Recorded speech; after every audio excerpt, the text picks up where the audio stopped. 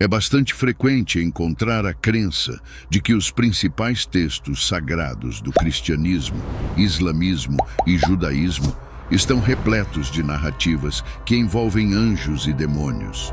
Embora alguns desses seres sejam nomeados e descritos, a maioria das informações que possuímos é resultado da interpretação de estudiosos religiosos e historiadores, que buscaram preencher lacunas e resolver desentendimentos nas narrativas.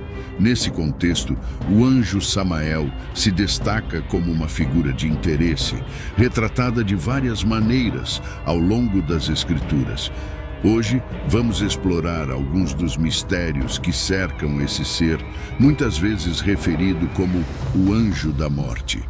Suas aparições são frequentemente associadas a eventos como a queda de Adão e Eva, conforme descrito em textos que remontam ao Segundo Templo, período que abrange desde 516 a.C.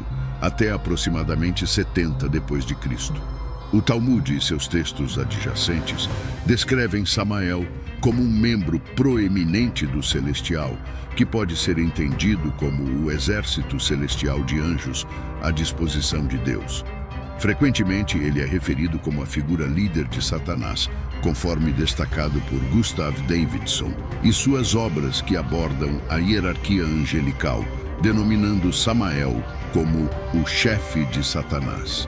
Aqui, a referência a Satanás não se relaciona diretamente com o próprio diabo ou Lúcifer, mas sim como um título que pode abranger diversas interpretações, desde acusador até adversário. Portanto, é plausível assumir que esse título está associado ao adversário gracioso, cuja atribuição é sinônimo de pecado.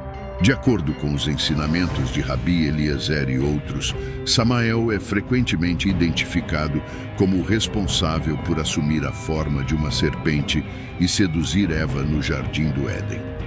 Algumas interpretações afirmam que Eva foi seduzida por Samael, resultando no nascimento de Caim, enquanto outras sugerem que Samael pode ter se transformado em uma serpente ou manipulado uma serpente para cumprir seus desígnios.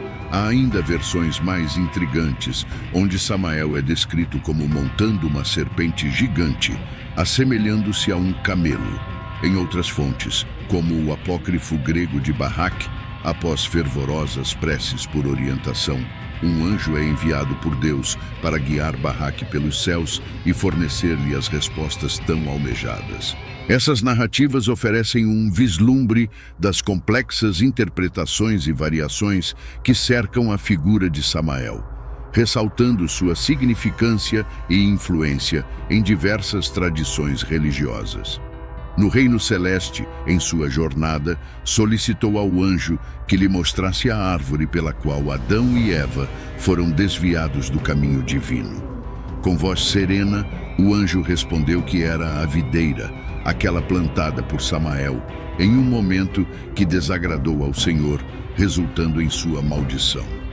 Nessa narrativa, evidencia-se a ideia de que a árvore e seus frutos não foram obra de Deus, mas sim da influência de Samael, cuja ação desencadeou a ira divina. Assim, parte da responsabilidade pela queda da humanidade recai sobre Samael. Os relatos que mencionam Samael são frequentemente encontrados em escrituras hebraicas e Midrash, embora o apócrifo grego de Barak seja considerado por muitos como uma fonte relevante, apesar de não integrar a Bíblia. Em contrapartida, em Roma, Samael era enxergado como um anjo guardião e uma figura protetora. Nas tramas que entrelaçam Lilith e Samael, observamos a rebelião de ambos contra Deus, culminando na concepção de que Samael está intrinsecamente ligado aos demônios tanto quanto aos anjos. Temido por sua capacidade de inundar a terra com seres demoníacos, Samael foi castrado, mas não sem antes criar uma prole de demônios. No céu, Samael despertava ciúmes e instigava hostilidade entre os membros da corte celestial, disseminando dúvidas quanto aos ensinamentos de Deus. Seus feitos transcendem os céus, como visto no relato de Isaque, quando Samael tentou persuadir Abraão a desobedecer a ordem divina de sacrificar seu filho. Apesar das tentativas de alguns cabalistas de controlar Samael, como o relato de um cabalista espanhol que o invocou em nome de Deus, o anjo sempre encontrava uma maneira de se libertar. Essas narrativas ilustram a complexidade e a influência atribuída a Samael em diversas tradições religiosas e culturais. Dentro dos ensinamentos cabalísticos surge a noção dos Qlepot, também conhecidos como a Árvore da Morte, o oposto do sagrado Sefirot, representando a Árvore da Vida. Esses Qlepot são entendidos como os 10 atributos divinos, mas enquanto os Sefirot representam o bem e a pureza, os Qlepot simbolizam o mal e a impureza. Nesse contexto, Samael é descrito como o líder dos 10 demônios malignos que se opõem à Árvore da Vida. Ao explorarmos a etimologia do nome Samael, dividido em 2 partes, Sam, significando veneno, e El, significando anjo, percebemos a complexidade de sua figura. Esse é um dos muitos títulos dados a Samael, que o designam como o veneno de Deus. Samael é associado ao papel de trazer o veneno da morte ao mundo, o que pode ser interpretado como sua função como o anjo da morte, ou até mesmo sua conexão com Lilith e a prole demoníaca resultante dessa união. Dentro do livro de Enoque, líder dos vigilantes, há menção a um anjo chamado Samiasa, e muitos acreditam que esse seja um outro nome para Samael. Segundo alguns relatos, Samael é descrito como o príncipe dos demônios e um mágico, figurando tanto entre os maiores espíritos malignos quanto entre os mais impuros, operando tanto nos céus quanto na terra e no inferno.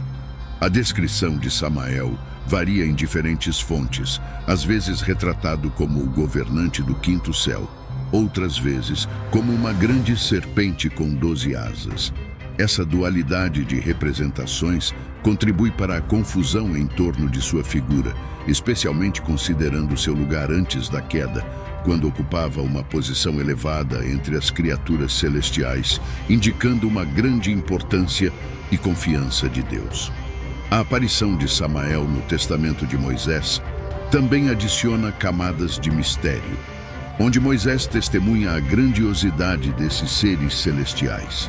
O encontro com Metatron, que revela ser Samael, acrescenta uma dimensão intrigante, sugerindo seu papel na transição da alma humana. Dessa forma, a figura de Samael permanece enigmática e complexa, desafiando as interpretações dos estudiosos ao longo dos séculos, tanto por sua ligação com Lúcifer, quanto por sua ambiguidade entre servo e adversário de Deus. Na crença gnóstica, Samael é mencionado como o primeiro transgressor, cujo nome carrega o significado de Deus cego, aplicado tanto a ele quanto aos seus seguidores, numa clara analogia ao diabo cristão. Nessa vertente, ele é retratado como uma serpente com semblante de leão. No Alcorão, Samael é equiparado a uma figura conhecida como Samiri, também caracterizada como acusadora e enganadora. Antes de adentrarmos nos detalhes sobre Samael, já era evidente que sua figura era polarizadora e complexa, representando tanto um anjo incumbido de uma tarefa ingrata ao serviço de Deus, quanto um rebelde que se tornou o príncipe dos demônios, incutindo temor na humanidade. No entanto, esperava-se encontrar ao final uma resposta definitiva sobre sua verdadeira natureza e propósito. Contudo, como observamos hoje, os relatos sobre Samael são inconsistentes e variados, chegando a se contradizer em diversos pontos, a ponto de ser seguro afirmar que ninguém possui um entendimento completo sobre quem ele era ou qual era seu propósito. Em resumo, após investigarmos a figura de Samael, podemos confirmar que ele é de fato uma figura polarizadora e enigmática, cuja interpretação permanece sujeita a diferentes perspectivas e interpretações. No entanto, espero que tenha apreciado esta exploração de qualquer maneira.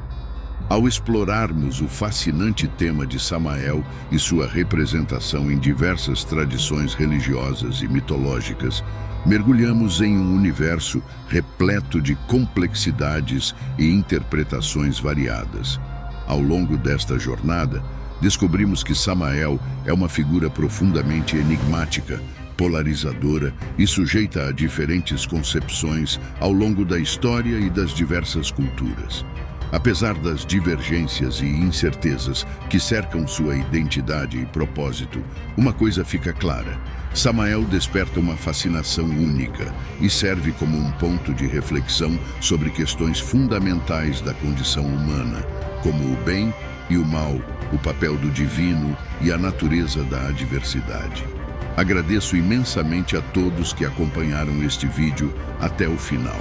Sua dedicação e interesse são fundamentais para o crescimento deste canal e para a continuidade de nossa exploração das narrativas divinas. Convido vocês a se inscreverem no canal Narrativas Divinas para ficarem por dentro de futuros vídeos e continuarmos essa jornada juntos, explorando os mistérios e as riquezas das tradições religiosas e mitológicas ao redor do mundo. Juntos, podemos continuar a desvendar os segredos e significados por trás das narrativas divinas que moldaram a história da humanidade.